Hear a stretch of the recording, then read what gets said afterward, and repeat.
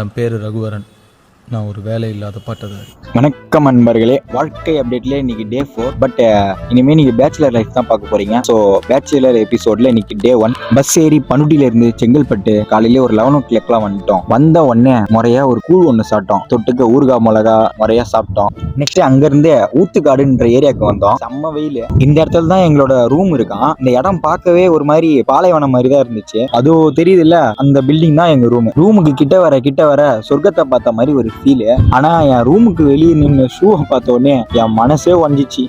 வேற வழியில இந்த ரூம்ல தான் இருந்தா ஆகணும். ரூம் உள்ள போன உடனே எதுவுமே பண்ணலையே.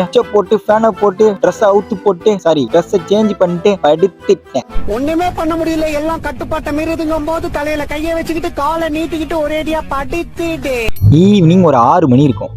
மெல்லக்க ஏஞ்சி மொட்டை மாடிக்கு போனோம். அப்புறம் நானும் நண்பர் சூர்யாவும் கொஞ்ச நேரம் ஜாலியா பேசின்னு இருந்தோம். சொல்ல மறந்துட்டேன், அவர் மூலியமா தான் நான் இந்த இடத்துக்கு வந்தேன். அப்புறம் 2 பேரும் புஷ்அப் போட்டோம். நான் 25 ரெப்பு 3 செட்டா போடுவேன்.